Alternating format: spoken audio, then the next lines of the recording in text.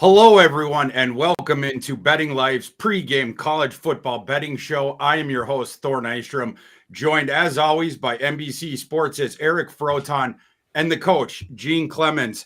Over the next 90 minutes, we're going to be going over our top side bets, top totals, player props, emptying the clip on those. And at the end of the show, we're also going to be talking DFS and bringing on Mike Bainbridge for the first time onto the show. We will also be answering your questions, the audience questions throughout the show. So type those down below, and we will get to those periodically throughout the show. If you do us a favor, click the like button as well. It helps us get the word out there. Enough with the formalities, boys. We got plenty to get to today, so let's hop right in. Gene, Alabama traveling to Wisconsin, Madison for a noon Eastern kickoff today. We right now in the market, Alabama's favored by 16 on the road here. What's your handicap on that game, and who do you like? Yeah, these are the type of games that you would normally see a Nick Saban team come out and just murder like the opponent. Like these were statement games for a Nick Saban team. I don't know if that's the same under the new regime, right? I like what they've been able to do, but the inconsistency versus South Florida in the first three quarters really bothered me. I think this Wisconsin team will be better than that South Florida team is. I don't know if the South Florida game was a wake-up. It kind of was a wake-up call last year for Alabama.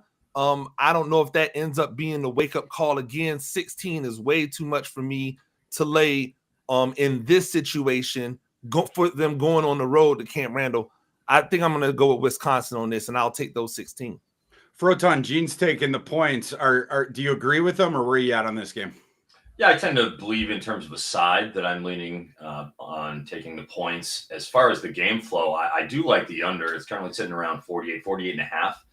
If you can get it all the way up there. I just think, as Gene sort of alluded to, we're seeing this Alabama team having trouble protecting. And that's not something we're used to seeing out of an Alabama offensive line. Had trouble keeping USF out of the backfield. How are they going to do against a Wisconsin team that's certainly a lot more effective along the line, at least in terms of what they've been able to do with their 41st ranking in terms of sacks per dropback, 31st in pressure rate. So I think from that perspective, it's not going to be just Alabama sort of running all over this team. And we know that script-wise, been very heavy on the run, sort of a play-calling script with Kalen DeBoer. So I lean on the under.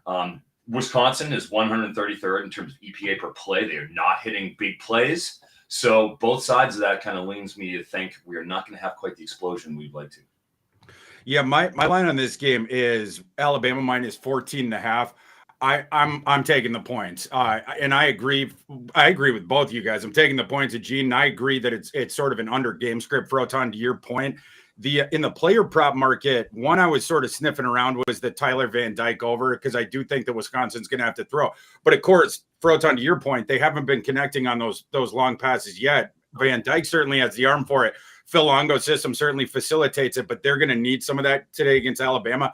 Alabama has to stop turning the ball over. There's been too many turnovers. Froton, you mentioned the leakiness of the offensive line. Alabama does get back Caden Proctor today, the guy that they lost for a couple of weeks to Iowa over the offseason. He was out the first couple of games with an injury. He is coming back today. Will there be any rust there, or will the offensive line play go up? We'll have to see on that, but I'm taking the points as well in that one. Guys, moving to our next game. This is the game day game. Game day is in Columbia, South Carolina today for LSU and South Carolina. The line has been dropping all week. This thing opened 7.5. We are down to 6 now the last time I saw it. LSU minus 6, of course. Gene, who do you like in this one? Man, I was happy to see that line drop to 6. I ain't gonna lie to you. I've been on LSU on this game. I think that we were wrong. More specifically, I was wrong. I thought that Kentucky would put up a bigger fight defensively, and we knew Kentucky was inept offensively already. So they're not facing an inept offense today. It's not going to be one of those things where they don't have to worry about somebody punching back at them. LSU will punch back, and I think they'll cover this spread. I like it at 6. I'm taking it. I'll lay those points, and I'll take my chances with LSU on the road. This is a much better offense than Kentucky's. Froton, what about you? And do you have any prop plays in this game? I'm pretty heavy on LSU here. I went back and watched Garrett Nussmeier against USC, that game 1. They played Nichols last week, so not really a good comp, but he was excellent pretty much all the way up until the last couple of passes. And then with South Carolina, I also watched Lenore Sellers. And the last 6 dropbacks he had against Kentucky, the pressure really got to him. You could see that he made a couple of bad decisions. One led to an interception. Another one led to a fumble. I think he had 2 more sacks. He just couldn't. He was completely unsettled by the end of that game. I'm concerned about what that looks like, where he's going to have to go against LSU. Is their pass rush, going to be near what Kentucky was? Probably not. But I'm curious what you think, Thor. I've got 2 things. One, Raheem Sanders early in the week, he opened at 53.5 rushing yards. He's up to like 68, almost 70 now. I like the over at 53. Don't like it at 70. I'm curious what you think about Sellers. Do we see a heavier pass script than we did against Kentucky, where he didn't have to throw at all? His over-under on pass steps is 25.5. I'm curious what you think of that. I'm going over on our boy Lenore's Peter Sellers, Dr. Strangelove there on the passing yardage today. LSU's pass defense. So for people out there, here's some LSU pass defense metrics for you. Passing success rate on defense for LSU, 134th. We have 134 teams in the FBS. Yards per dropback, 125th. EPA per dropback, 117th. Adjusted net air yards per attempt, 113th. We've seen LSU's run defense improve the first couple games. Credit to the defensive coordinator they brought over from Missouri, Baker, who was really good at stopping the run at Missouri. The pass defense, though, which was a travesty last year, remains a travesty. I'm going to trust Sellers, and more to the point, I'm going to trust LSU's pass defense to remain rancid. And South Carolina certainly has the weapons there. Froton, as you recall, last week, Sellers did not need many passing attempts to get over an analogous passing yardage total.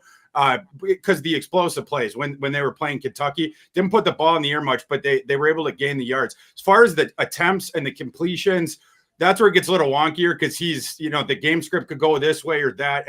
And Sellers obviously has some accuracy issues, but his line there was in the I think it was mid 160s, Sellers passing yards. So I'm going to go over that. And Froton, to your point about Rocket, I'm going under that number, having gotten up into the low 70s. Just because the LSU run defense, that's sort of the foot they're led by. I agree. Game script wise, South Carolina would like to keep the ball on the ground, but I don't know. I think the way to attack that defense is through the air. The key in this game is going to be, can LSU's NFL prospect offensive tackles hold up against that ridiculous South Carolina pass rush? They have the stud edge rushers, including Dylan Stewart, who they keep talking about on College Game Day today, and the nation been talking about him. He's a freak out there. LSU's tackles are going to have to hold up. I'm going to go with the home dog in this one for the side and take the points with South Carolina. We're going to have a raucous atmosphere there. My system's pretty close on this one. I have LSU minus 6.9 points, but if I had to lean with the side, I would go with South Carolina. And I kind of like the over too, boys. The total, we have this one in the high 40s. I think we're going to see some points here. Froton, you mentioned LSU going to keep the ball in the air. South Carolina, I think, is going to connect on some big points, big plays as well. Guys, our next game, speaking of being plenty talked about, Florida State today in Tallahassee, welcoming in Mike Norvell's former team, the Memphis Tigers, who right now in the market are now 6.5 point underdogs. This one was 7, 6.5, 6, 6.5, sort of toggling around there. Gene, do you think Memphis heading into Florida State, which is not won yet this season, do you think Memphis is live today? I definitely think they're live, just because what have we seen from Florida State to say they're not, right? I don't know if this Florida State team is just done this season. They might be cooked already. This game will definitely see it. As an aside, like I think Memphis teams always put up points. Florida State hasn't shown that they have the ability to put up points. That concerns me. I think Memphis is definitely a live dog in this one. I would obviously take those points. But I wouldn't be surprised if Memphis won this thing outright. I don't know if this Florida State team has some issues or if they're just done. I don't know. Yeah, and Froton, speaking to that, and I'm with you, Gene. I'm on the points with Memphis here. Memphis has everything in the world to play for. They don't have much to lose either. This is a team that is one of, if not the, after this week, certainly if they win this game, the G5's front runners to make the playoff. I think the betting market right now, it's Boise, but Memphis right there. You win this game, Memphis has that clear path going forward to potentially get that G5 auto bid for the conference champion into the 12-team playoff. Who do you like on the side here, Froton? And I know because we talked during the week, I know you like some player props in this game as well. Yes. Well, I managed to put out a video last night from the softball field about Roydell Williams. He was at 58.5. He opened, I believe he's down to 48.5, somewhere in that range right now. Post video. Yeah, I think that's just an underweight and a half. And only 4 carries for 10 yards last game. The previous game against Georgia Tech, 12 carries for 38. So he's actually decreased by 8 carries from game to game. And when you look at Cam Davis, a 220 pounds, he's pretty much in the mold of Trey Benson as a true freshman, and Lawrence Tuafili, longtime hand there in the backfield. We don't know in the tendency for Norvell to share carries.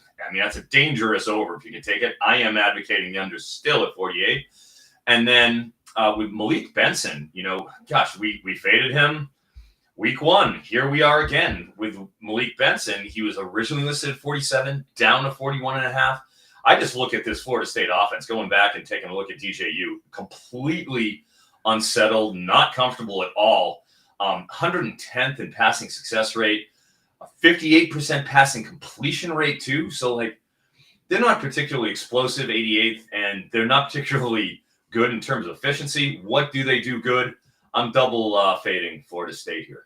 Yeah, Malik Benson being the outside receiver that you would throw, in a sliding doors reality where they have a different quarterback throwing downfield to him. That's why he's not getting the ball, because you can't throw down the field. He has the arm for it, but you don't trust him to sit back in the pocket without turning the ball over. That's why that offense has just been all the short passes.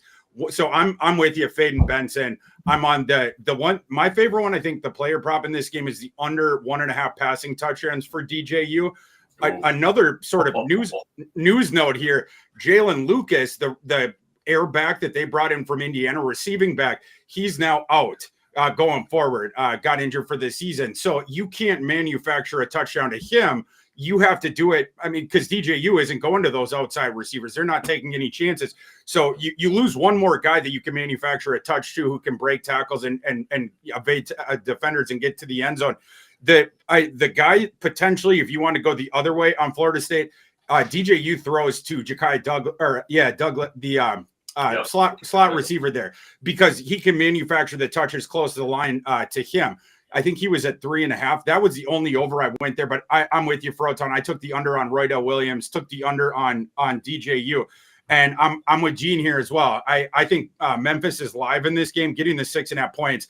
To me, going up against a team that badly struggles, I'm definitely on that. And if we start, Memphis leads this game at halftime, get ready for the faithful in Tallahassee to start screaming for Brock Glenn.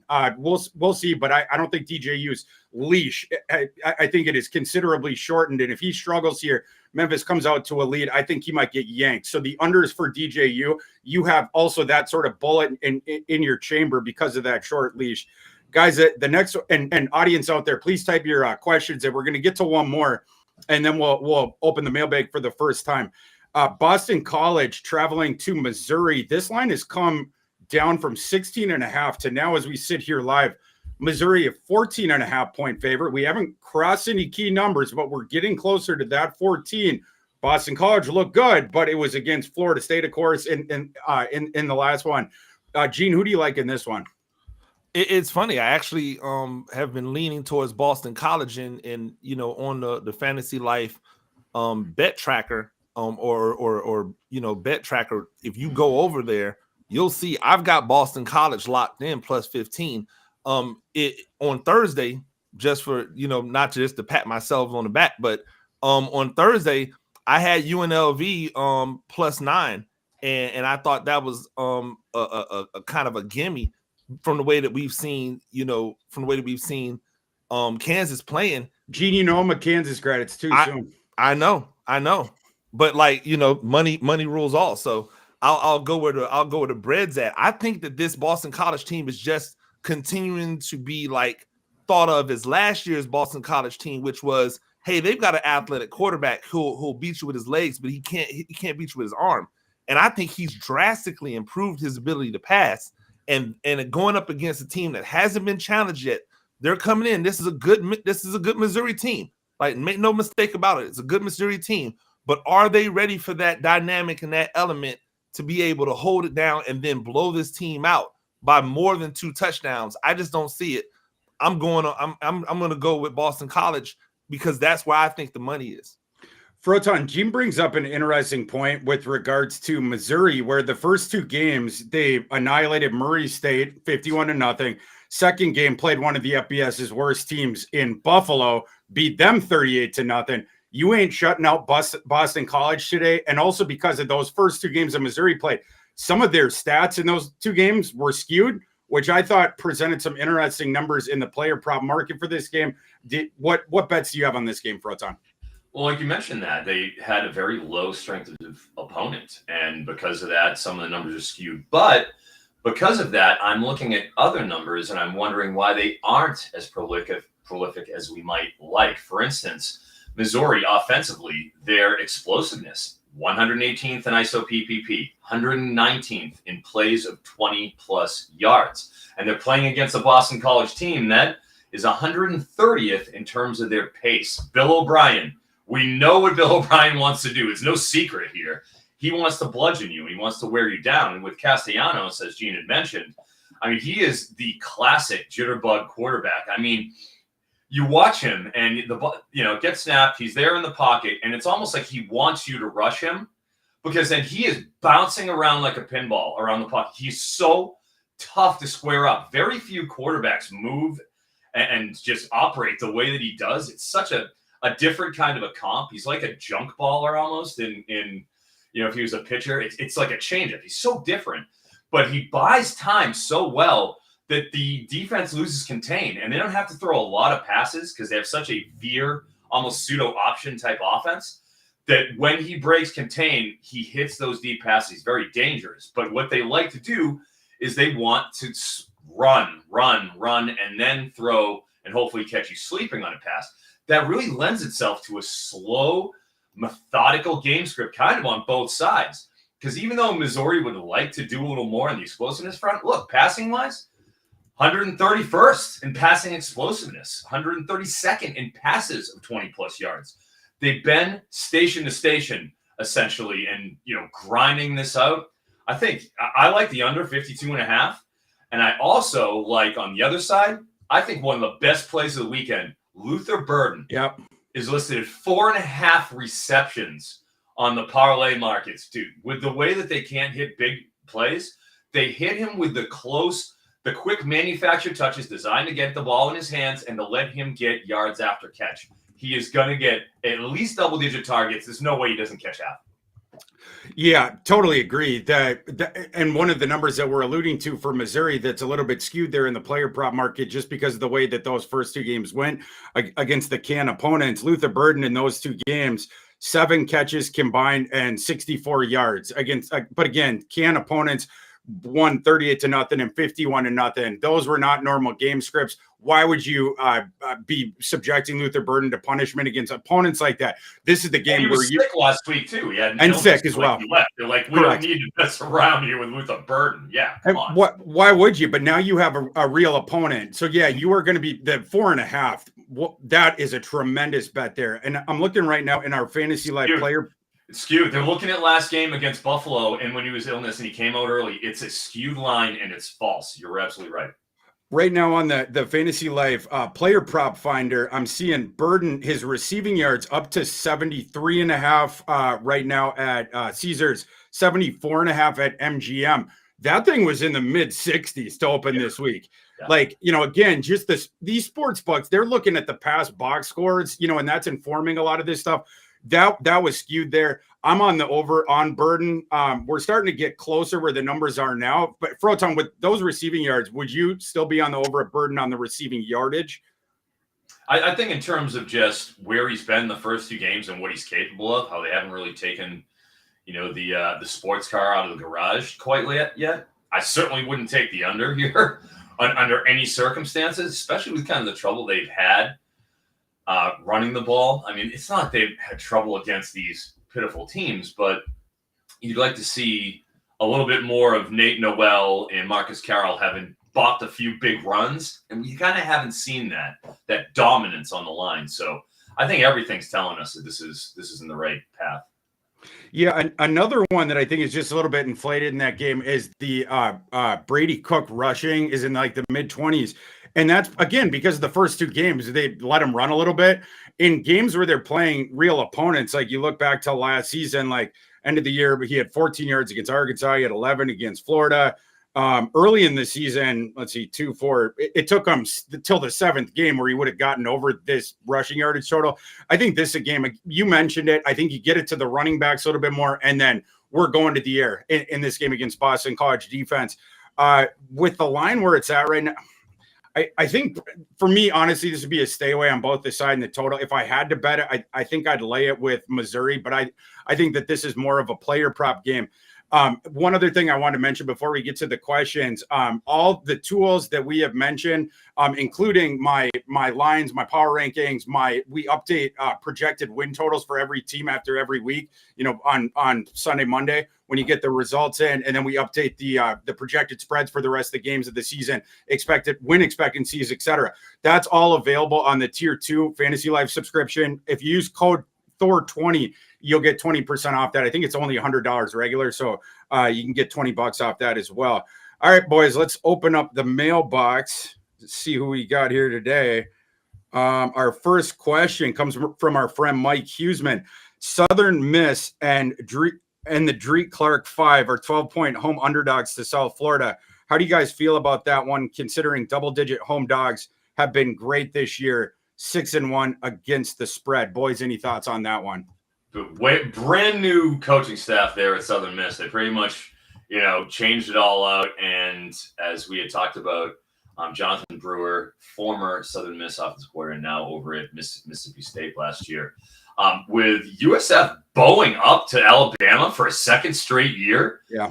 I can't not be impressed. I got a chance to watch what Milroe looked like because I was considering taking his over in terms of passing. But man, that South Florida was getting pressure with 4. I mean, they didn't even have to bring 5. They weren't blitzing. I think that spells doom. I know that obviously I understand the road favorite thing. I understand, but man, I really liked what I saw out of South Florida, and we know how explosive they can be with Byron Brown. I like Kelly Joyner as like a kind of if you're in a tough spot in a deep league. I have Kelly Joyner started in a couple leagues. He has dual eligibility on Fantrax, running back and wide receiver. Well, I got to go with USF. I can't help it. My adjusted line I'm seeing in that game is South Florida minus 9.5. So I think I haven't bet that one, but I think I'd be leaning Southern Miss. You have to hold your nose a little bit. Gene, do you have any thoughts about that one? Yeah, I think the South Florida team has an ability to strike quick. They have explosiveness. I think that's why I lean South Florida in this spread. I think they have the best ability of both teams to be able to hit quick. And I think it's the hit quick in college football that can really take the wind out of the sails of a team. And so I like what they've done. I like where they're going. I think they're on the right track. I don't like what I saw in the fourth quarter, but I'm just going to call that anomalous. And then I'm going to get back to rooting for South Florida to be good because I am a Tampa boy.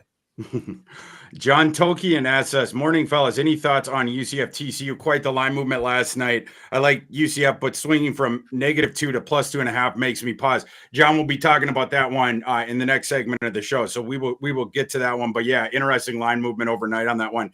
Next question, Shane Whitehead asks us, Lacey over 1/2 of a touchdown in the player prop market. Froton, do you have any thoughts on Lacey's touchdown number? I would want it to be juiced. Obviously he gets a ton of targets, and especially against USC, my God. It was like the entire first quarter, those first 3 drives, they were all Kyron Lacey. And then he went and got that taunting penalty, and they backed off him. It's like, dude, Kyron Lacey has the talent. I needed to see him do it, and I feel like I have in person. It all depends on the juice. I'd want to have some pretty good plus odds. I'm always tough on the touchdown props. They're so finicky and they're so susceptible to game script, and just who knows what can happen, especially when it's a wide receiver. We have so many different options. You have Mason Taylor, you have Davion Thomas, you have Aaron Anderson. You have a whole fleet of wideouts, whereas if you're going with a running back touchdown, that you got 1, maybe 2 guys that are going to be in that spot. I have a hard time with wide receiver touchdowns, so I'm going to politely bow out, especially considering, as we discussed with Dylan Stewart and the South Carolina pass rush. I want to see how LSU is protecting. So respectfully, I would want at least 2-1 odds if I'm going Lacey. Yeah, so looking on the FantasyLife player prop finder, looking up Lacey right now, the touchdown, the lowest you can get it to score a touchdown is minus 143 at Caesars, but it goes all the way up to minus 160 at MGM. You got to do the 2 to get the juice odds. Of course, we got plus 320 on that at MGM and plus 350 at FanDuel. I agree with you. I don't know that I could lay that kind of juice on the one-off touchdown right there. I want plus odds if I'm betting wide receiver touchdowns, unless it's prime Jeremiah Smith, 2 years from now, and we know they're playing a cupcake. They're so variable. I want good odds. Gene, do you have thoughts? No, I'm with Froton on this. It's just not enough to make it worth it to take the gamble, right? Like at the end of the day, I was floored by how much they targeted the tight end in games where, and it's like, man, they really love him. Like they might like Lacey, but they really love him. Froton, like, he is their guy. Froton and I, he called me this week and was talking. You watched the LSU game back, the last one. Talk to do the scheme thing that you were telling me about Mason Taylor and how they manufactured touches for him. Absolutely. They like doing the Y option type thing where what they'll do is they'll flow the offense to the left or, the right, depending on which side they'll line them up on the oppo side. And they'll have them just give a little push block and then leak out. And I swear they did it 4 times against USC. Every single time was 15 yards. And a couple of times he had to contort to make the catch. Nussmeier hit him from behind because it's a tough throw for him. He's flowing one side, throwing across. You don't want to have a linebacker just sitting there waiting to pluck that cherry. But we saw, just the athleticism. Jason Taylor's son, Hall of Famer. I think he's Hall of Famer. He should be. Everything to like about Mason Taylor. 43.5, though, like the cat's out of the bag on him. Once you start getting into the 40s for tight ends, you start getting in a dangerous range. So I will exercise caution given the current line. If he was down in the 30s, I'd be in on the over. Our next question comes from Young Wall. TS, does Oklahoma State cover today against Tulsa? That line, Oklahoma State traveling to Tulsa, I believe, is 17.5. The last I was seeing it. My line on that one is Oklahoma State minus 20.9. I guess I'd be leaning that way, but do they have the motivation there to go in and drop the hammer? Do you guys have any thoughts on that one? Yeah, I think they'll be. I'm sorry, Froton. I think they'll be highly motivated to drop the hammer. Like we haven't really seen them drop the hammer yet. Like they thought they were going to walk. They thought they were going to go into that game versus Arkansas and dominate. Yeah, and Arkansas hit them with everything. And I told you guys last week that Bobby Petrino offense, boy. He gets it cooking out there. And but what they saw is in the fourth quarter, when they opened up the offense a little bit more, and it wasn't just the Ollie Gordon show, right? Like when they had to go and be more dynamic, they definitely showed that they can do that. I would see probably a little bit more wide open offense today versus Tulsa, and I can see them stretching and getting away from this team pretty early. The Oklahoma State minus 7.5 bet I gave out on last week's show was the luckiest I'm going to get. That guy was the luckiest it's going to be all year. Because to Gene's point, Arkansas played Oklahoma State most of that game. And then for people out there that watched it, you remember first overtime, neither team scores. Oklahoma State gets the ball first, second overtime, scored the touchdown, got the 2. Then Arkansas didn't score in the second one. And so this minus 7.5 ended up getting home. I told someone this week, the next time I'm complaining about a bad beat, remind me that I cashed that Oklahoma State ticket. Froton, did you have any thoughts on Oklahoma State Tulsa? I like Kirk Francis. Yeah, QB for Tulsa. I did some work on him in the preseason because that was an unsettled QB room. Was it going to be Cardell Williams? Would be him? Cooper Lagasse came over from Utah State, but gosh, I got a chance to watch him last game, and that was a tough game for them. And dude, I like Kirk Francis. I think he's underrated. Camden Benjamin as a slot receiver, one of the best in the G5. And in terms of fantasy, I would be starting Kirk Francis. Oh yeah, go ahead. I'm sorry. I I have to go on the other side. I kind of like Tulsa. I will take the points on this. I understand how good, Oklahoma State was, but man, Tulsa's pretty good too. And I think they got a decent QB. So I think they can move it on Oklahoma State. Yeah, and one thing to that point about Francis, maybe he's worth sniffing around in the prop market. Oklahoma State secondary's had some real issues here in the early going, and right now Oklahoma State's pass defense, 95th success rate, yards per dropback allowed, 106th in the nation. So maybe Tulsa can get something moving through the air there. Next question, Snook Slayer asks us, Hilltoppers over Blue Raiders. Do you guys have any thoughts on Western Kentucky and middle? I want Western Kentucky to come out firing finally. The Caden Veldkamp, TJ Finley, long-suffering national nightmare we went through. We just want to know who's throwing the ball. Western Kentucky for our college fantasy purposes. We're reasonable men here. That's okay? It. And with the Blue Raiders, finally the Stockstill era has mercifully bypassed us. I don't know if they're quite ready, to bow up to Western Kentucky. I'm going with the Hilltoppers here. My system's land on this game is closer to double digits. I have Kentucky minus 9.7. Is it around the spread around a touchdown right now live in the market? Gene, do you have any thoughts on that game?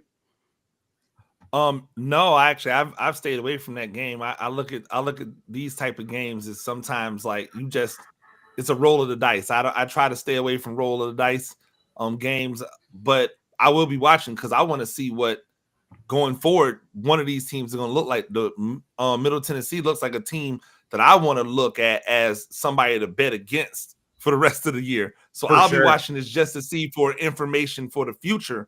If that's a team that I can earmark as, hey, whoever's playing him, let's try to go in and look at who's playing against them as opposed to what they can do themselves. I agree with that. Middle, they did the coaching change that Froton was referencing, going to Derek Mason. It's the total opposite thing. They don't have a lot of talent, and then it was players that were recruited for disparate systems. I don't like that team at all. I certainly couldn't take the points there with Middle. And my only other point on this game is this should have been saved for October when CUSA starts to do the Maction thing, which is brilliant. This should be a Tuesday or Wednesday game, so we all could have watched it. But we'll follow along with the box scores. A couple more questions, and we'll get back into the game. Mike Lukovitz asks us, guys, Jalen Milroe over 40 yards. Of course, talking about his rushing yards. Froton, you had talked about the rushing of Alabama's offense with Milroe's prop in particular against Wisconsin today. Do you have any thoughts about that Jalen Milroe rushing number? Yeah, I do have thoughts. I'm like 2-7 on QB rushing this year, figuring out those rushing yards. So I'm probably the wrong guy to ask. I don't even want to. I might cost somebody money on this. I mean, I'm good at everything else. Man, those QB rushing over and unders. I wanted to take Tyler Van Dyke, under 3.5 yards too, but I don't know. That being said, I do lean over simply because we've seen that the Bill O'Brien-ification of the Alabama offense, Kalen DeBoer has apparently kept the tradition because they're running again a lot. It's just a case where they're up against Wisconsin. I don't know if they're going to want to put the ball in harm's way as much, because they're going to have an advantage. You would think talent-wise, do they want to go and stretch it too much? With the game script, with their play calling been so run-centric, and with Milroe being, kind of perfectly geared physically to be able to take on that sort of a load, as long as he can avoid the sacks, and again, it gets down to protection, because they didn't protect against UCF. If they're going to give up 3 sacks, then he's going to be screwed. If they can protect, I think he hits it. Like, it's a close one for me. It's why I don't have it. I lean over. Gene, of course, is our resident Jalen Milroe stan, so I got to get your take on this, Gene. Gene, in the opener against Western Kentucky, that's when Milroe went for 79 rushing yards, 2 touchdowns on the ground on 10 attempts. But to Froton's point against South Florida, and of course you had the sack yardage starting to get in there and collapsing pockets, whatnot, 12 carries for 2 yards. And for people out there, I'm guessing most of our audience knows this about college if they're watching this show, but college different from the NFL where quarterback sack yardage is taken off your rushing ledger. Gene, with this number in the low 40s for Milroe's rushing total, over or under for you on that? I'm leaning over on it again with the sack totals, but I think what we'll see this week that we didn't we didn't see. I think we'll just see Milroe go, you know what? I'm out of here. Like instead of trying to, I think sometimes what happens with athletic quarterbacks is that they try so hard to prove that they can be pocket guys, right? And that they could just sit in the pocket and win that way. That sometimes they forget that the ultimate chess move is the fact that I'll just take off, right? And so I think on the road, hostile environment, I think we'll see Jalen Milroe in the pocket. When things don't look right, just say, you know what, I'm out of here and go. So I think he'll eat up some yards that way, a good 10 to 12 here and there, and then we'll be looking at the over on it. We have a question from Historical Anomalies said, what money bench risk do you have for DJU, Leonard, and Wiegman?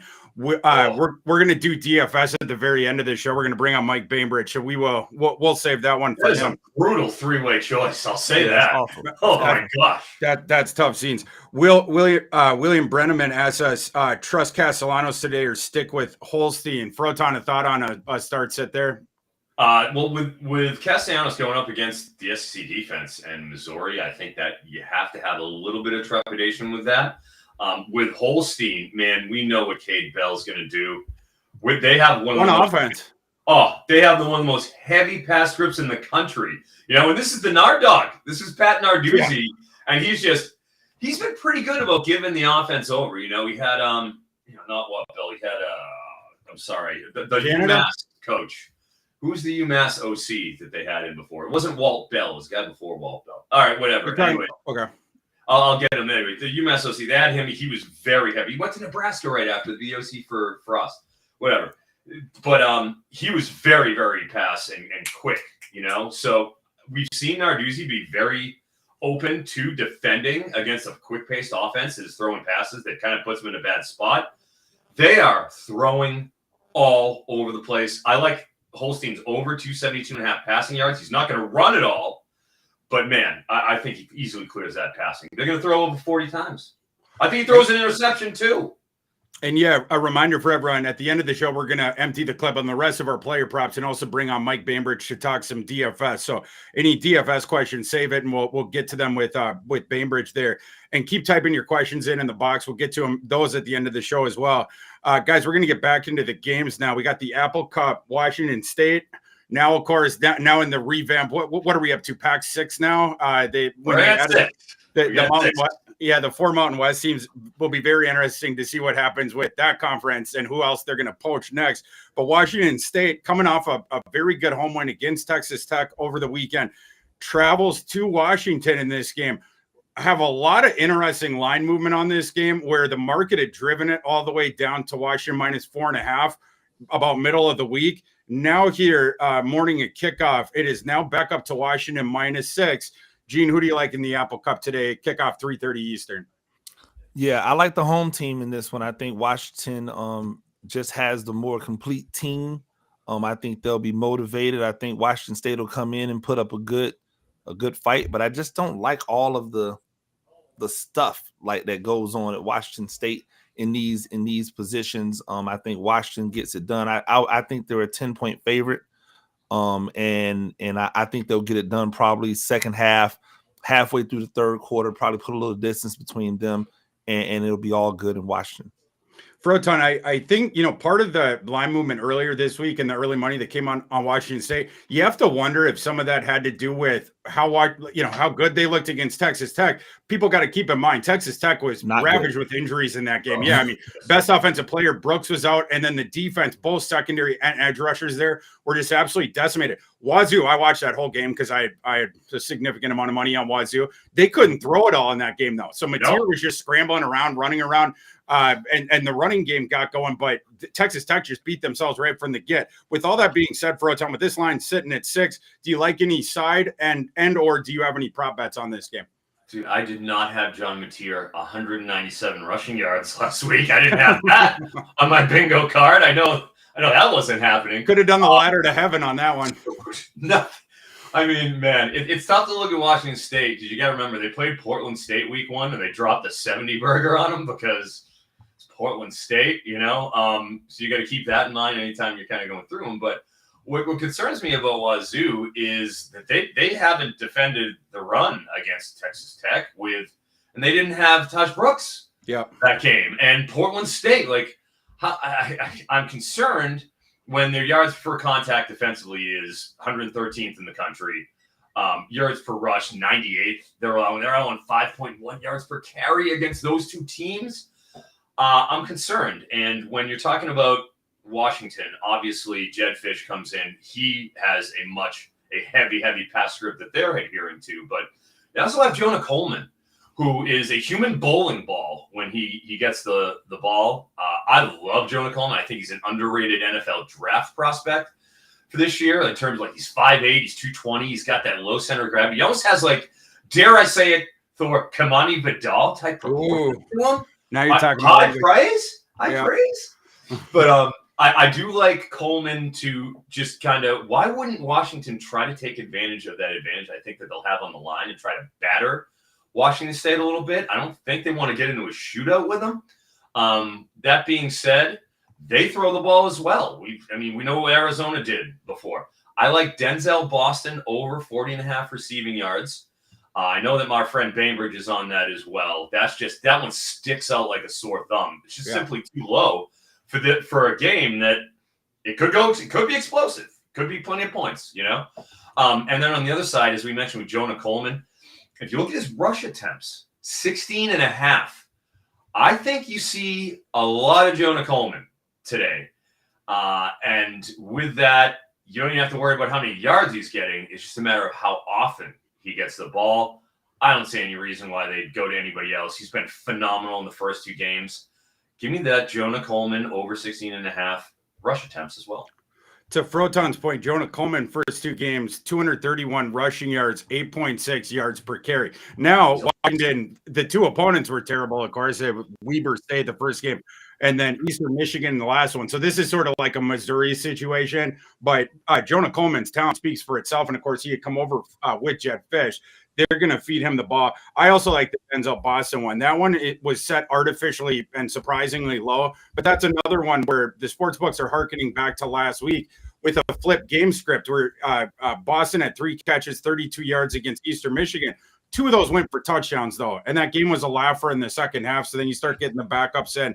Boston, the first game against Weber State, 6 catches, 76 yards, and a touchdown. That thing should be set higher than that.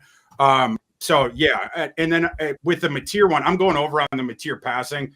I just think, it's beneath 200 still, mid 190s. Maybe it's up to the high 190s now. But it's an air raid offense. They're going to put the ball in the air. And they were trying to last week against Texas Tech. It's just that they got out to that double-digit lead. And then at that point, there was some errancy initially with Mateer. There was also a couple drops that didn't help them. But the running game was going so well, and Tech wasn't doing anything that Wazoo didn't have to do that. I think that's why you're getting a discount on Mateer. So go over on him. Go over on Boston as well. I would lean Washington in this game. I liked them obviously more a couple days ago when it was 4.5. Even at the 6, I think I would lean Washington. My system's line on that game is Washington minus 7.8.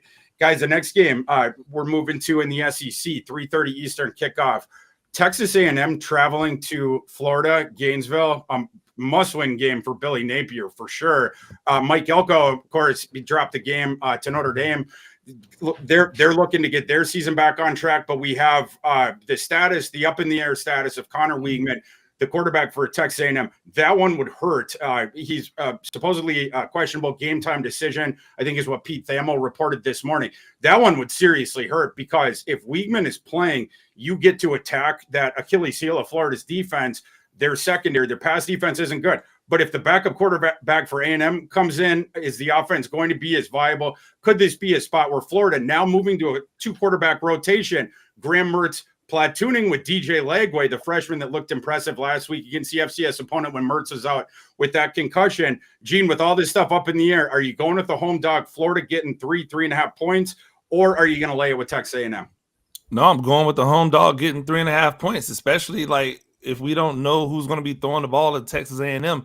I think Lagway will eventually get Graham Mertz the hell up out of here, but it can't happen soon enough. I don't really understand. Florida's been doing this thing where they try to suppress the guy that just has all of the physical gifts for the guy who can just ho hum it And I don't know why, because college football is built off the guys with the physical gifts. So I think Florida will have that guy to make enough plays to keep this thing close, maybe even pull off the upset outright. But without knowing who's on the other side throwing the ball, I can't just rely on Texas A&M to turn around and hand the ball off all the time. That's just not what I'm doing. I'll take Florida and give me those 3.5 points.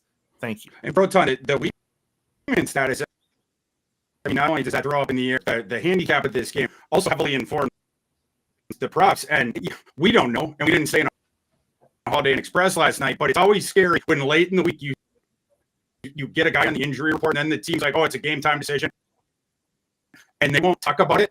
We can get info on stuff outside of that. Texas A&M is remaining mum on this. I don't like the smell of this thing. I mean, that's just me reading the tea leaves, but where are you at, Froton, and how is this informing your betting today? Yeah, with Texas A&M, McNeese State and Notre Dame. I mean, two completely different opposite polarity of the college football spectrum. But even with Connor Weigman in and healthy, I mean, they only completed 50% of their passes. That's an issue. Obviously, you're playing against this Florida team has been extremely susceptible to the big play. So you almost have like the immovable object against the movable force, or the move. Like one team can't hit big plays, the other team gives up too many of them. But the quarterback's out, and it's just a situation where what gives here? Generally, the defense has the advantage, especially when you have a backup quarterback that we really don't know what we're getting out of Marcel Reed. We don't even have somebody who's experienced like Max Johnson last year come in and at least be pseudo-capable. I am fading the heck out of everything that is still up for Texas A&M passing. Noah Thomas, 40.5 receiving yards. I've got the under on that. Also, if you can still find it, Sleeper was doing yeoman's work on this respect, giving us the blessing of Amari Daniels under 0.5 touchdowns. Like, you actually gave us that line. And while you have to parlay it, fine. I'll parlay it whatever you'll give to me to a regular line. You give me that Amari Daniels under 0.5 touchdowns. Lastly, on the Florida side, talking about maybe two QBs, DJU, Graham Mertz, seeing what happens there. Billy Napier cannot afford a loss. This is music to his ears. With, on their side, Eugene Wilson, Trey, looks like he's probably going to be out, is what I'm reading the tea leaves and what it seems like it's going to be. Trey Wilson's out. Get ready for the Elijah Badger show. Yeah, he's already getting the looks anyways. 43.5 receiving yards. No Trey Wilson. Dude, you have to. On principle, you got to take that over. So if it's going to be a wide receiver over, it's got to be a good one. And I feel like Boston from the last game and Badger from this one are two pretty defensible shots. Totally agree with everything you say. We're seeing that one the same. I got a Badger ticket in pocket, and it looks like I'm going back to the Fantasy Life prop finder that you can find when you go into the betting in the college football. You can get all the lines from the different books and everything on the player props. Badger right now, it's still showing 42.5 at Caesars live right now, and then 46.5 at MGM, 52.5 at FanDuel. Player prop.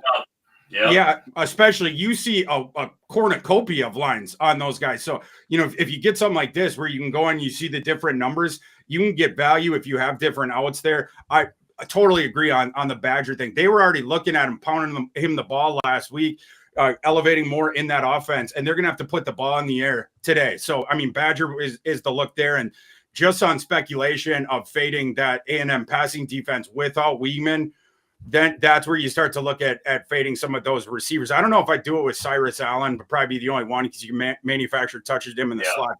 The other guys on the outside, I think it's a big time fade. So Jabray Barber's out too, so don't bother. Jabray Barber is still up at a lot of books. I don't understand why he's out for the next 2 weeks, I believe. So a former teammate of Kamani Vidal at Troy, Froton, before he transferred over. Now, this next one is intriguing. Moving to the Big Ten now. Indiana traveling to California today to take on UCLA, a line that opened beneath 3, and the market just has kept going. It's closer to a pick 'em. They've been just keep betting on the Hoosiers, the upstart Hoosiers with Kurt Signetti. got up to 3. Now it has crossed the threshold as we sit here this morning before kickoffs. Indiana now favored by 3.5. Gene, who do you like in this game? This is a rough one because I do like Signetti. Like, I like what he does. I like his swagger. I like the fact that he just says, "Hey, go look at my receipts." Right? Google me. I get it done. I get it done. When I come in, things change. I feel better about the background of that coaching staff than I do about the background of UCLA. But still, it's still a trek. It's still going over to the West Coast and trying to get it done. If I'm leaning Indiana. I probably stay away from this game if I'm betting. But if you ask me to lean somewhere, I'd probably lean Indiana on this one. Froton, what about you? Lean back. That's what I like to do. No, Indiana, UCLA, as we saw with Indiana, Signetti, as you mentioned, just absolutely boat racing teams right now. I love the swagger. I love that he brought in like an all-star team from the Sun Belt Conference. Just took them all in, like, oh, come on, guys, we're going to the Big Ten now. You know, all the James Madison guys. They got a couple like really good corners as well from around the league. So, in terms of experience, they have 21 FBS starters that are currently in their lineup. So, like, it's a surprisingly like rebuilt on the fly sort of a team, and they needed it. What I like is I think Indiana is going to be able to move the ball. I think they're going to be effective. I think they're going to be up here, and I think that lends itself to UCLA having to throw the ball. We only got one game of UCLA, and my God, was it a bowling shoe ugly, just morass of futility against Hawaii. You made me sit there and watch that game. Okay, now I'm going to profit from it because my eyes had to bleed through it. Keegan Jones, sleeper, again, doing yeoman's work, kind enough to give them a rushing and receiving TDs line on Keegan Jones. Please. 180 pounds, Keegan Jones, giving me a touchdown line against Indiana. Done. Take that under if it's still out there. Ethan Garbers against Hawaii threw the ball 38 times. What do you think is going to happen when they're actually behind by 10 points against UCLA? He's going to be chucking the ball. He's currently listed at 30.5 pass attempts. He went 38 last game. I'm sorry, I got to go over. And you don't even have to worry about performance when it's pass attempts. You just have to worry about them chasing. I think they certainly will be. I love that pass attempt line over on Ethan Garbers. I love that look on Garbers. Again, we talk about the way that sports books make these player prop numbers. You look at Garbers' numbers last year, you're playing in the Chip Kelly offense where it was run, and UCLA had a really good defense then. So this is the reason why Dante Moore got benched and then ended up having the drama there and then transfers to Oregon over the offseason, because all Chip wanted his quarterback to do last year was take care of the ball, because then they could win. Dante Moore was not doing that. You go to Garbers, there was less pass attempts, and they were certainly more risk averse through the air as well. And Garbers, it didn't have many interceptions. He at least did what Chip wanted him to do. This year, it's different. You have Eric Bieniemy there at offensive coordinator, more of a pass lean, and they have to pass. This team is not as good. Certainly, their defense isn't as good. The talent level is down, and the game script would project to go for the UCLA passing game in this one. I don't see UCLA having a double-digit lead in this one. I would have to lean Indiana as well. I would have been a stronger lean at 3, and certainly if it was under 3. But at 3.5, I probably still lean that way. UCLA, that team looks dead on arrival. That looks like a 3-9 type Big Ten team this year. And then, guys, moving to our last one, and then we're going to get back into audience questions. Then we're going to bring up Mike Bainbridge for our player prop discussion and our DFS discussion. Any other questions you guys have, be it props, DFS questions, or on today's card, drop them into the chat, and we'll get to them one more time. We'll open the mailbag. But, guys, the last game we had on the schedule to talk about today was the one that we were asked about the first time we opened the mailbag, which is UCF traveling to TCU. All kinds of weird stuff going on with this line. This game opened around a pick-em. Our TCU was a small favorite. Then UCF was bet into being the favorite by 2.5 points in the market. Now this thing overnight has swung all the way back to TCU laying 2.5 today in Fort Worth. This game is a 7:30 Eastern kickoff this evening. Gene, who do you like in this one? It's been a lot of movement. I'm concerned about the UCF passing game. I know that they make their bones through running, right? And you've got this big giant quarterback who's like a bowling ball when he's running, but he still has to be able to pass the ball. That's what probably got him out of favor in Arkansas, is the inconsistency with the pass. And I think that'll be an issue versus TCU.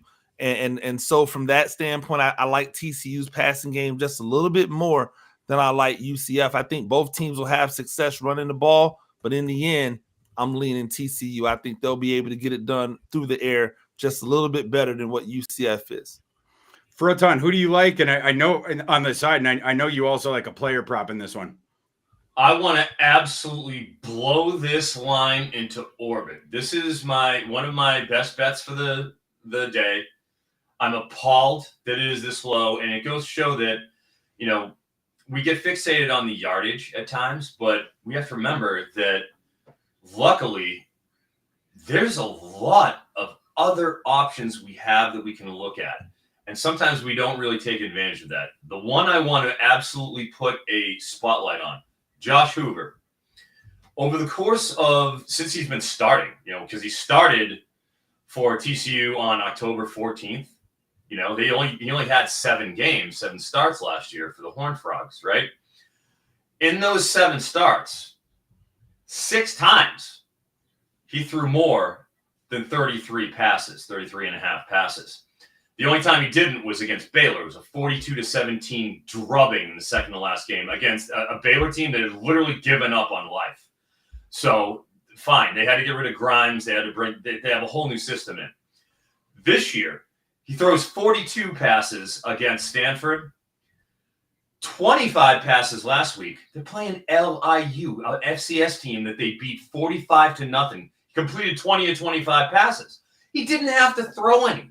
The only 2 games that he has started in the past 2 years that he hasn't gone over 33 and a half pass attempts were the 2 that were absolute boat race blowouts that he didn't even have to think about. Those are the only 2. Do you think we're getting that against UCF? Well, apparently the market doesn't think so because we don't know who to make the favorite here. In a close game script, in what purports to be probably an over, in my personal opinion, that is a gift. Treat as such. Blow that line out of the water. Yeah, the line movement is weird to me unless there's an unreported injury that someone out there in the market knows about. But my handicap on this game, assuming that's not the case, I like UCF. I think UCF can attack TCU's run defense, which I don't think is very good. And I think some of those numbers, to Froton's point, have been skewed by last week's game against LIU, an FCS team that just started playing football a few years ago. So I don't really care what TCU's defense did in that game. In the opener, people recall I was on Stanford getting 9.5 against TCU. One of the predominant reasons for that was Stanford's run game and the dual threat quarterback there against a TCU run defense that I wasn't projecting to be very good. Stanford ends up getting the cash in that one. And the quarterback, Ashton Daniels, in that game ran for like 85 yards. Now you go up against UCF, and you have obviously KJ Jefferson, that dual threat, not the best passer, but certainly a good runner. You have the stable of running backs. Harvey's a stud, Penny Boone's a stud. They go deeper than that as well. And then the hyper tempo and getting after you. TCU, people need to remember, they switched from a 3-3-5 previous to this season to a 4-2-5, one extra starter on the defensive line, and they lost their best defensive lineman over the offseason to Oklahoma. So you had to add another starter. You lose your best one. I don't trust that defensive front for TCU. We've already seen them get gashed by a dual threat quarterback. The UCF offense and the run game is way better. So I'm going to be riding with UCF in this game. Froton, I like your angle on this one as well. I think this one projects to be super duper high tempo. Both these teams run at tempo. There's going to be points put on the board. And if UCF can get the lead, as long as or just neutral game script, Hoover's going to be putting the ball in the air plenty. That's just the way that TCU plays football. Guys, we're going to jump now back into your questions, and then we're going to bring up Mr. Bainbridge for a DFS and the rest of our player props discussion. But getting back into the mailbag here, we got, let's see. Okay. Well, you look at that. I got a quick news bite here. Yeah, please do. Tully Walker not listed on the pregame injury report against Alabama. That's going to affect Ches Malusi's carries. They were pretty much splitting till Tully got a little banged up. If he is indeed playing, that Malusi 53.5, I want to say, rushing yardage, that is in peril because that literally cuts his snaps in half. if Walker's healthy, and apparently he is. He's not on the injury report. So I would keep an eye on Malusi. Gene, we're going to go to your FCS play of the day before we open the mailbag. So give it to the people. Who do you like? Hey, there's a team over on the East Coast doing big things. Really good win over Youngstown State earlier. That is Villanova. They are giving 20.5 points. They're giving 20.5 points to Towson. I really like their quarterback, Connor Watkins. He's a senior, 6'3", 225. He's a guy who throws the ball well, but he also gives you that juice running the ball. And against Youngstown State, I believe he went for 100 yards and a touchdown on the ground. Last week, 2 rushing touchdowns. I think his dynamic, very similar to what Matthew Sluka was doing at Holy Cross over the last few years. I think he's in that same type of vein, a good enough passer to keep you honest and a dynamic guy who can bludgeon you with the run game. Take Villanova, lay those 20.5 points. FCS Player of the Week. I'm 2-0 so far. You might want to rock with me. All right, guys, let's rip through some questions before we bring on Bainbridge in about 7 minutes. First one from Marty Chamberlain. We know Ole Miss is going to pass all over Wake, but can the Rebels cover 23.5? I have them in a Pick-Em league. Guys, real quick, any thoughts on that game? Ole Miss minus 23.5 against Wake. Definitely go with the props. Like, there's some props that's definitely going to be lovely in that game.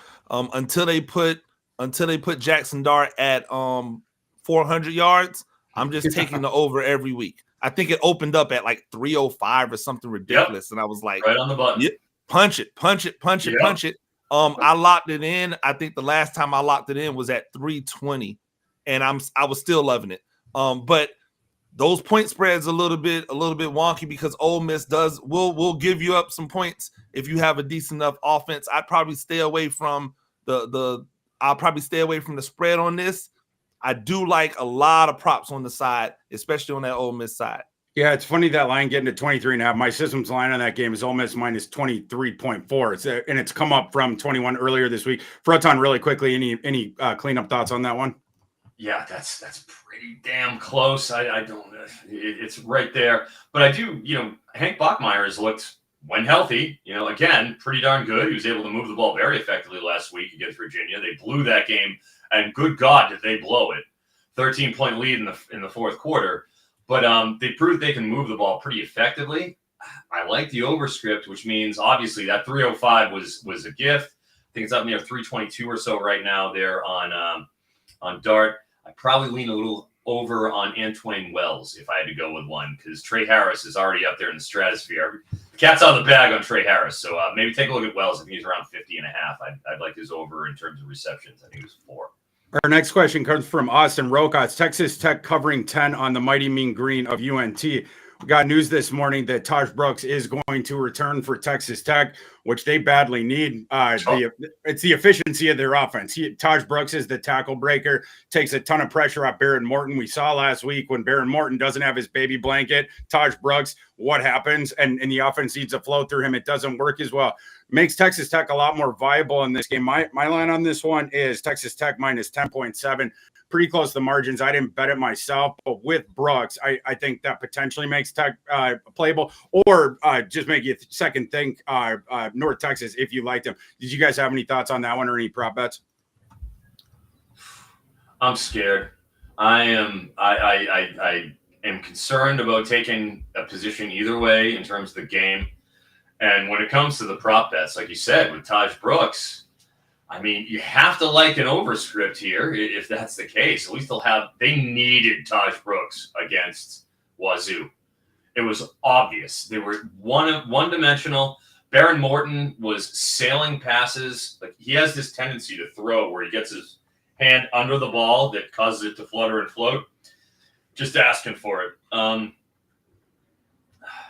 I don't really have a lean on the side. I do like the over in terms of game script for the passing yardage. It's just I don't like Baron Morton as a QB. So a lot of things going in their directions. So we're probably going to skip, to pass on that one. Our next question from Walt B. With Cam Rising out, do you think Utah State has a chance to cover? That line right now in the market, it's gone down to, depending on your book, between 17.5 and 18.5. Utah State getting those points here at home against Utah.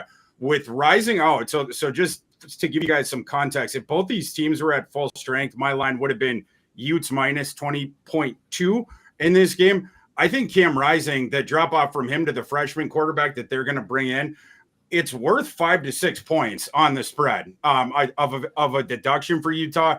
My spread would now be with that baked in would be closer to 2 touchdowns. I think that there's some value on Utah State here, getting the 18.5, even though it's come down just a little bit. It hasn't come down far enough, in my opinion. Gene, do you have any thoughts on that one?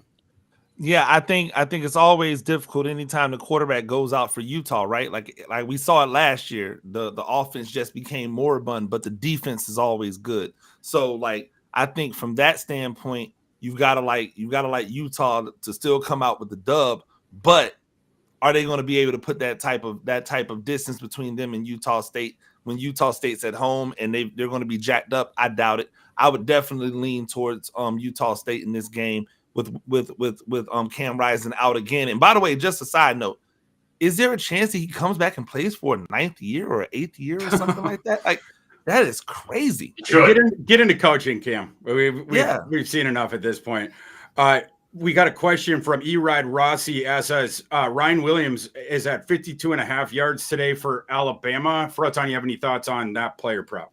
Yeah, I looked at it and we talked a little bit about Milroe, and I'm leaning over on Milroe in terms of his passing yardage, which means I would lean over. It's just what kept me from really investing in it is again what we've seen in terms of the amount of passes they're throwing, and Alabama has not been putting the ball in the air a lot. When they have, Ryan Williams hits home runs. I wouldn't take an under on Williams. I wouldn't, just because he's has a tendency to hit those home runs, but I'm not playing it either just because I don't know how often they will be passing. We had a question from Shane White had asked about the Garbers over 208 passing yards. Froton, just because you mentioned him before with the attempts, with the yardage on Garbers today, what would you do with that? The reason why I like the attempts is because it doesn't have anything to do with performance. It's just simply tallying up numbers, and I don't have to worry about Ethan Garbers stinking out there because he did against Hawaii, but at the same time, he accounted for 320 of their 343 yards between his rushing and passing. He's the only thing that they could do at all, and that's a problem for Tamarian Harden because he's going to get a lot of carry. He only got 9 carries for 9 yards last game. So I think, if we're going by what they did against Hawaii, I will lean over because that goes with the passing script. And I like Indiana in the game. I think they handle them. I'm hard Indiana, so I think the script plays in that direction too. Boys, let's get Mr. Mike Bainbridge up on the stage for our new segment. Which we're going to be melding in DFS with our player prop discussion here. And so we had to bring in the Don of college fantasy football, Bainbridge, who is also very good at DFS. We'll funnel through some of this discussion through on Bainbridge. You can find his work at the CFF site and also Fantasy Points. Welcome, Mr. Bainbridge. What can you give the people for DFS today? Let's see. Put all the Pittsburgh and West Virginia players in as much as possible. That's what I'm talking about. It should be one of the highest scoring games of the slate. I mean, I think it's featuring, in my opinion, one of my core plays for this week. Probably the highest owned player maybe on the slate, but I don't think you can pass by him. Desmond Reed has been an absolute superstar. Not just running the football either, in the receiving game as well. So I think he kind of starts your core build at running back for sure. And then my second core player that I really like this week, and I'm sitting here thinking about it at quarterback, John Mateer, Washington State. Yeah. You got to pay up a little bit at 8,900 for him, but how does he fail? Tell me that. If Washington stops him throwing the football, well, he ran for 197 yards last week. Okay. And now say they gear up to stop the run, the Huskies do. Well, John Mateer plays in a system under Ben Arbuckle that is used to throwing it 40 plus times. So there's really, of course, there's a chance that every player can fail in DFS, but I see a lot of outs for where Mateer can hit, 20, 30 fantasy points on this slate. So, and I think he's being overlooked a little bit too. I think most people are going to go to like a Garrett Green, where I think Mateer is going to go a little bit overlooked. The Desmond Reed thing, fun player transferred up from the FCS. I saw a comp to him this week of Bucky Irving with Keaton Mitchell's athleticism and burst. And like, you know, I usually don't like the mashup comps, but I was like, actually, that one makes a lot of sense. You can do all kinds of things with Reed. So interesting there.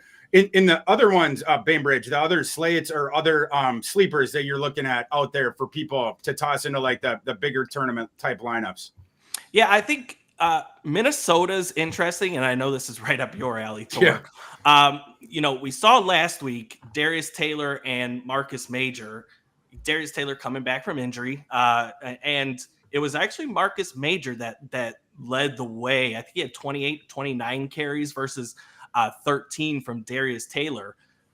Does that, and you might have insight into this, Thor, because I know you have some connections up there. Like, do we see that flip back to Darius Taylor, or will they kind of preserve him for the long run? You know, they're playing Nevada this week, so they should win rather comfortably. But if it doesn't flip back to Taylor, then I think Marcus Major at 4,900 is a really solid value to get at least 10 to 15 fantasy points. And again, overlooked because I think people are going to be rostering Darius Taylor this week. Yeah, as far as that goes, Taylor, he was dealing with a hamstring injury all throughout camp. And initially, they thought he was going to be back later in September. He ended up feeling better in terms of being able to come back for that second game against the FCS opponent. But you mentioned the timeshare. That's just pragmatism right now. I still don't think that Darius Taylor is 100%. They were always earmarking the Iowa game in, was that a week? I think next week when Iowa comes to Minneapolis as the game where he'd be back to 100%. So yeah, I do think just out of sheer pragmatism, especially against this down opponent, you're going to see that the split carries, the split usage again, unless there's a nightmare scenario where PJ Fleck is looking down the barrel of another Bowling Green type upset and he has to just ride his horse there. But any other sort of expected game script there, I would expect Taylor's touches to get cut into. And I think, speaking for myself, Thor and Eric, I think we're fine with them just holding off on Darius Taylor one more week just to keep him below his season-long. Which is set way too high. Yeah. Just another mid-range kind of guy that I like, and we can relate this to props as well. And I was telling Eric about this play yesterday. I really like Deshaun Stribling over 47.5 receiving yards.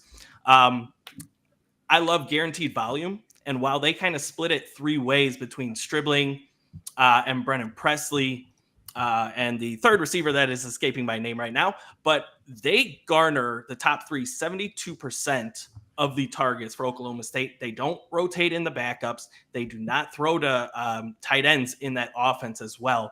And I'm going to steal a stat from Jordan Vanek, who actually writes with Fantasy Points and Roto Grinders as well. Stribling does really well against zone coverage, and Tulsa is one of the top defenses that plays a lot of zone coverage in the country. So I think Stribling goes over that mark. I know we have him projected at like 60-something yards this week, and he's right in that kind of mid-tier, 5K range that will probably go under-owned. Yeah, I definitely like that call. Bainbridge, do you have any thoughts on? So one of the guys that I'm on the over on in the prop market, and a lot of times you see correlation because if the number's set too low in the prop market, generally their dollar amount in the DFS market's going to be set too low. One guy that the market still has not gotten around on yet is Deion Burks for Oklahoma. Came over from Purdue, was expected to compete for the wide receiver one job. He got it essentially by default because of injuries there, and Oklahoma coaches were raving about him in camp. He's flown over his numbers initially because they just pound him with targets. He's still only right now is in the mid 50s for this one, unless it's come up this morning. I got it at 56.5 receiving yards in Oklahoma's game against Tulane today. Was he a bargain in the DFS as well? Is that a guy you're looking to plug into your lineup? Yeah, I mean, he's the guy that you mix in, but he's one of the higher priced receivers at around 8,000. So on DraftKings, so prop market is definitely lower than DraftKings in that aspect. But like you said, he's getting bounded with targets. I think the unknown there is we don't know, or at least I don't know for sure if Nick Anderson's going to play, and that can kind of change the dynamic of that wide receiver room for Oklahoma. Yeah, I wasn't expecting him back yet, but we'll have to see on that. And of course, Farouk is out as well. Any other ones, Bainbridge, that you're sniffing around for people out there with the DFS? Yeah, I think maybe this is an exaggeration, but I think the player that could kind of alter the entire slate. Texas A&M quarterback situation. Now it's not the best matchup against Florida, and it's not necessarily this high flying offense at Texas A&M. But as of now, Connor Weigman game time decision. Wouldn't be surprised if he sits. His backup, Marcel Reed, is 4.5K, and that is dirt cheap, obviously. That is the lowest you can go for a quarterback. And this isn't one of those guys that you're like converting from wide receiver and he's going to play quarterback. Like, this is a legitimate, high 3-star, 4-star quarterback coming out of high school. If you remember back to the bowl game last year against Oklahoma State, he threw for 300 yards, right? Like, this is a legitimate option at min pricing at quarterback. And I think, he can obviously alter the slate this week if he ends up starting. Yeah, something to keep an eye on there for sure. With the injuries, you have to keep an eye on the news there with Weigman in both those different markets. Jumping back into some player props, and we can round robin this. Wanted to empty the clip on the rest of them that I had out there. One game that we did not hit on earlier this show, but is going to be a points extravaganza, specifically a passing extravaganza, is the game tonight with Colorado traveling to Colorado State. The passing for Braden Fowler-Nicolosi earlier this week was 245.5 in that one. And Shadir Sanders earlier this week was 307.5. I think both of those have hopped up since we punched those in. I like the over on both those. Both those passing defenses are train wrecks. And especially Colorado, they are only looking to keep the ball in the air. Sanders is, I think I saw Gene punch into our bet tracker at Fantasy Life today, 2.5 touchdown passes. Going over on that. Gene, you want to hit your reasoning with that one with Shadir tonight? Yeah, I just think they don't have the ability to like bludgeon anybody with a run game. It's just that simple. Their run game is not physical enough to trust it, even when you're in the red zone or you're in the goal line. Everything will be a short pass, and with respect, Shadir Sanders is great. So like, if they're going to have a chance to win any game, it's going to come at the arm of Shadir Sanders. And so you have to ride what they're going to do. It's opportunity, and he's going to get all the opportunity to be successful, not because Deion Sanders is his dad, but because he's really good at quarterback, and they can't run the ball. So if you can't run the ball, you got to throw it. 2.5 seems right to me. Yeah, can't run the ball and don't care to run the ball. If you're Colorado, the 2.5, you can still get better than even money on that. Looking over at the prop bet finder that we have on Fantasy Life, the 2.5 going over that at MGM right now, you get plus 110 on Shadir Sanders. The passing yardage it's skyrocketed here. It's all the way up to 321.5. It looks like in the market. Shadir still might challenge that one and get over that. That's probably where we're getting closer to resistance. Bainbridge and Froton, do you guys have any other DFS plays or prop bets in that Colorado CSU game? Yeah, Colorado State. You had mentioned Fowler-Nicolosi. I just wanted to correct it. He actually opened at 232.5, believe it or not, initially, and then went to 245, and now he's up there in that 255 range. So that has been, one of the big movers of the week. I do still think that there's value in it. He went for, I believe, like 357 last year. That was an absolute, just a nuclear explosion that last year Colorado State-Colorado game. If it follows anything like the track of last year, then this is being drastically underpriced. Yeah, totally. Yeah, totally agree with that. Bainbridge, did you have any prop bets on that one? I don't have any prop bets in that game. The one concern, I guess, Torrey Horton is still questionable. But did you guys see that interview that he did with Braden Fowler-Nicolosi this week where they're kind of talking smack about Colorado? Like, I don't think Horton is doing these types of interviews if he's not going to play, right? And you're going to talk smack about Colorado and then you're going to sit. Like, I don't see that happening. So I definitely lean the over with Fowler-Nicolosi if Horton plays. The only concern for me there, though, and real quick, is that, like, Colorado State doesn't have really anybody to throw to but Torrey Horton at this point. There hasn't been a wide receiver 2 that's developed over there. So just the one concern if Horton sat. Well, there was. Unfortunately, Justice Ross Simmons left after he developed into a number 2. For sure. Yeah. Now at Syracuse. And of course, you lost Dallin Holker over the offseason as well. So they need Horton. I agree with your read on that, Bainbridge. I've been doing some tea leaf reading today as far as like injuries, and that one, my assumption is that Horton plays, but we'll have to see. The CSU pass defense, their ranks, yards per dropback 133rd, EPA per dropback 129th, adjusted net air yards per attempt 128th.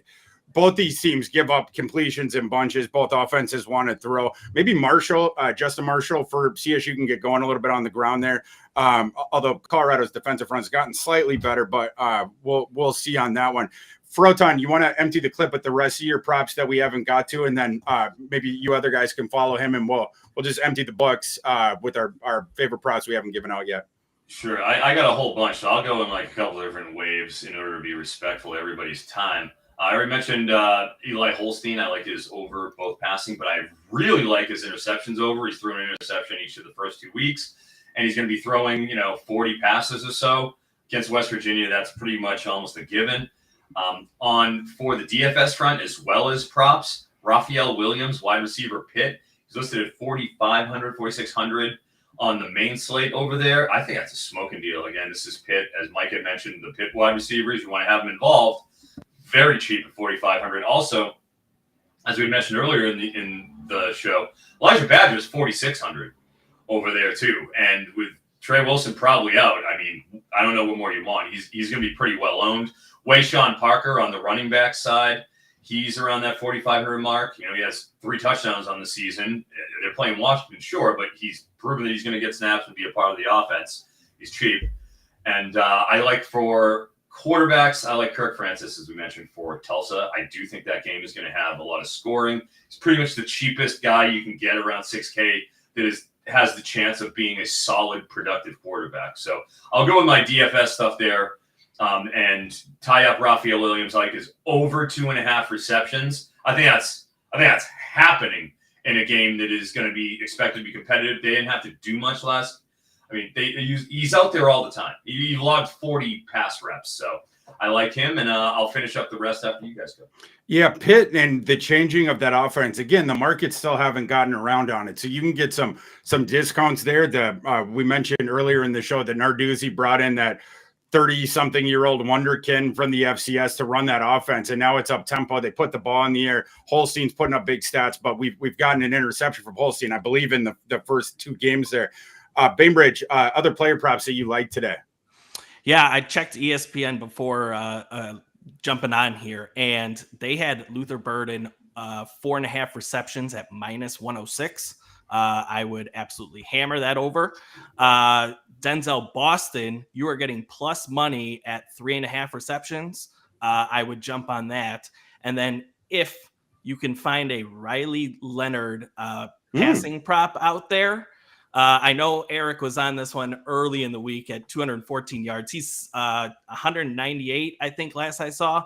So just kind of reading up, it sounds like Tuesday was Riley Leonard with the ones, and Wednesday was Steve Angeli practicing with the ones. So I would lean Leonard under, even if he played the entirety of that game, and I think Steve Angeli gets some run too. So I'd be on the lookout for that one as well. Yeah, and he talked about 168 each of the first 2 games. He wasn't even close to 200 yards.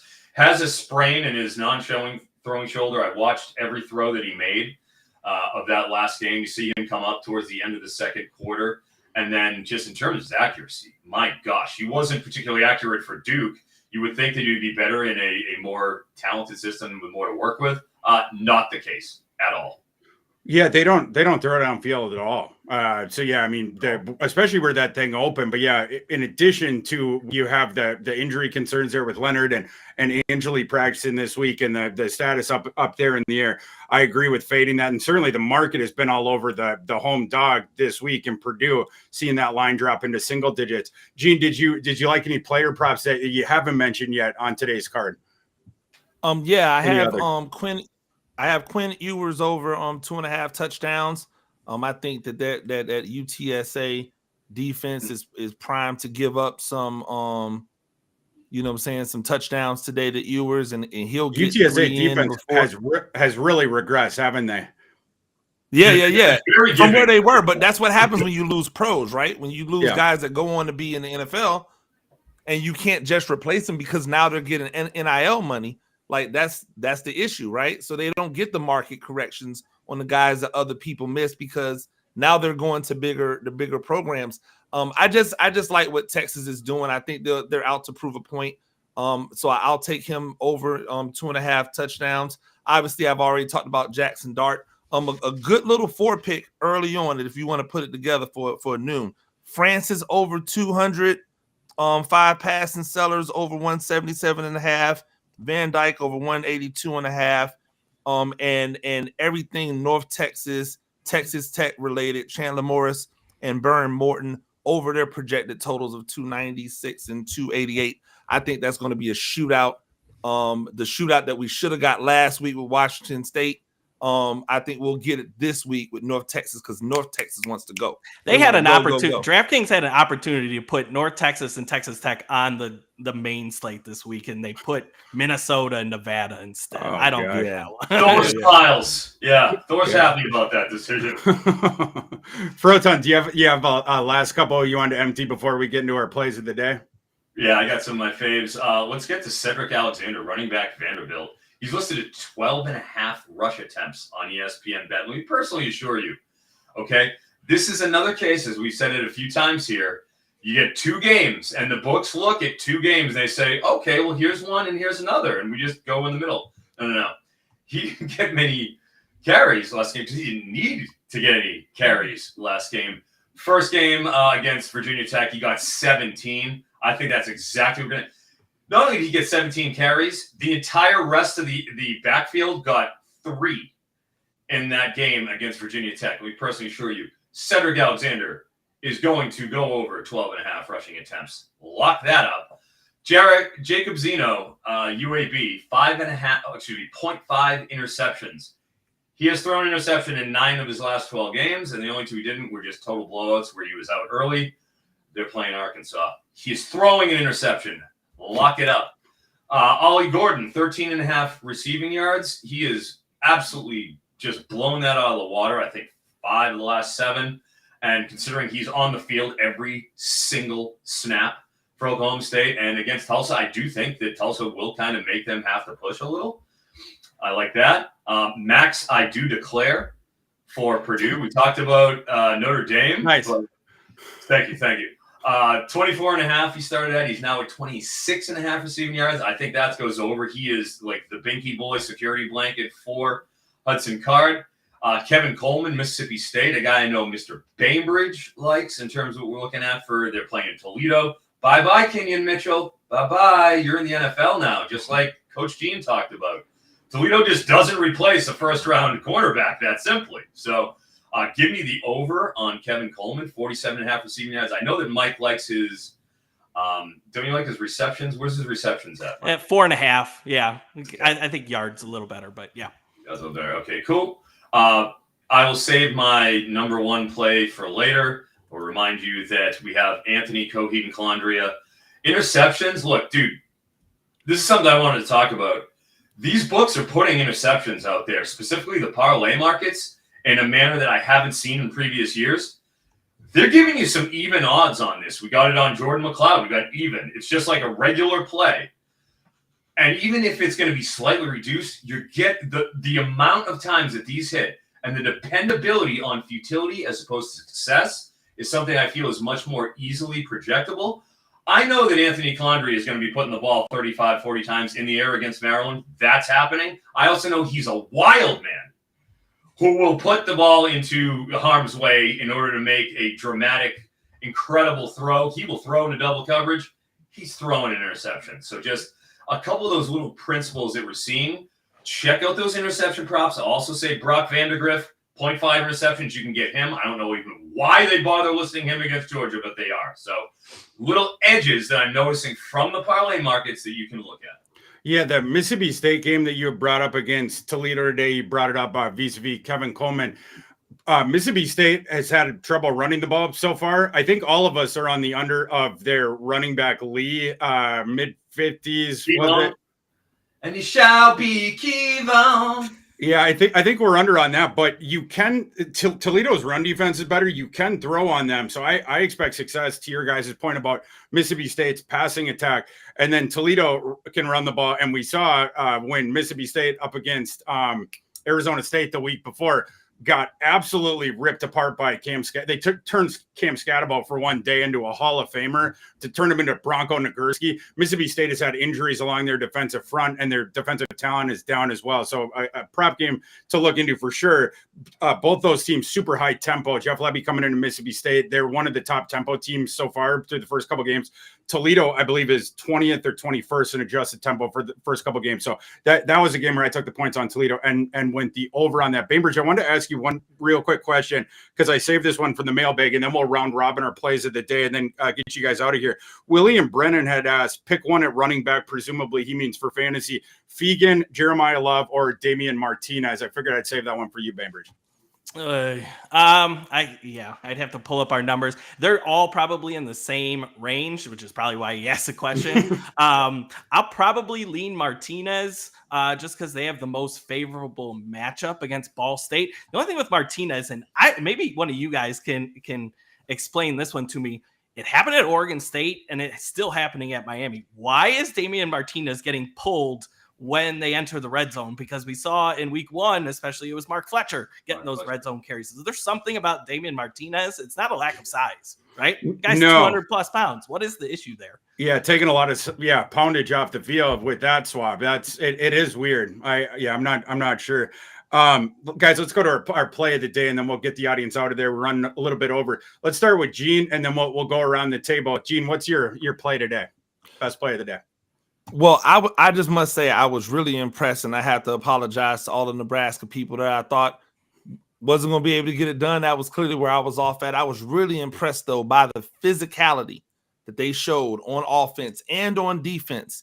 And now they bring in a Northern Iowa team that is a good FCS team, but they are not, like, when they step up against the best FCS teams, they get laid down, right? So from that standpoint alone, I look at this Nebraska team. This is a great opportunity to follow up a big win for them with a dominant win, another dominant win.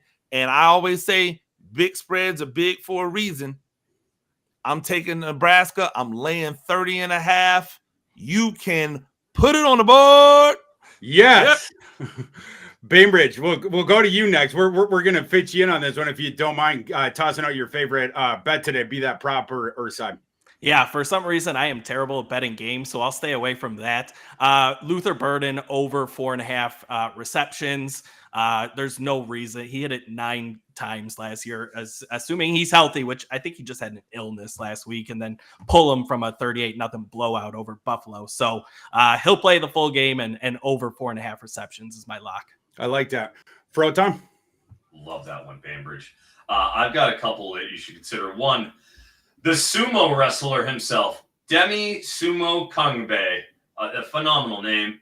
Kentucky, with Kentucky, they're playing Georgia. As discussed, I watched Brock Vandagriff against South Carolina. It was grim. He had no pocket presence. He was running scared. He literally couldn't do anything. With their backfield over Kentucky, everybody's hurt. Jason Patterson not playing. They have 2 scholarship running backs that are healthy. Demi Sumokangbe is listed at 12.5 rush attempts. Might even be 13.5 now. Either way, he's the only guy that's going to get any carries. They don't have anyone to do it, and they can't throw the ball. They have to keep Brock Vandagriff from getting the dogs chasing him down. They have to hand the ball off. Give me the over on his rush attempts, 12.5, 13.5. I'm fine with either one. And then, for one that's a little more readily available, give me Kobe Pace, under 50.5 rushing yards. Okay, help me out here. Xavier Brown last game comes in down the stretch, is clearly the only guy you can navigate between the tackles. Kobe Pace was used almost exclusively in passing down work.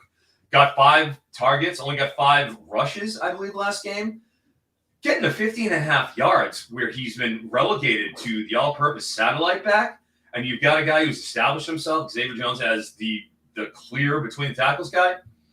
Good luck. No way he gets 10 carries. I don't see it happening. My play of the day today, I'm going to go with FIU getting the points, traveling to FAU. I think FIU is better than people think, and certainly they have the dual threat quarterback in Keon Jenkins. They have 3 running backs that are solid, and they're going up against a Florida Atlantic run defense that has been absolutely atrocious so far. I don't know what Tom Herman is doing there. Speaking of atrocious, the FAU offense, they had all offseason to try to fix it and replace the guys who were leaving. And the plan that they settled on was let's bring in a limited scrambler that can't throw downfield and Cam Fancher and funnel the entire offense through him. FAU's skill talent is all way down. So this is the Cam Fancher show. Cam Fancher is not very good. So of course now you have a bad offense. You can't defend the run. I think this is a spot where FIU, coming off an enormous win over Central Michigan last week when the Pitbull Stadium, they christened that the 52-10. I think FAU after that big win now goes on the road to FAU, a down opponent and a rival, and pulls off this upset outright. Certainly with the 4.5 points, I'm taking that as well. Guys, thank you so much for joining us today. We went a little over on time. I hope that that's okay, but we so appreciate you guys joining us. We'll be back next week. For my friend Eric Froton from NBC Sports, for the coach Gene Clemons, for our special guest Mike Bainbridge of the CFF site, I'm Thor Nystrom. We'll see you next time. Let's go cash some tickets.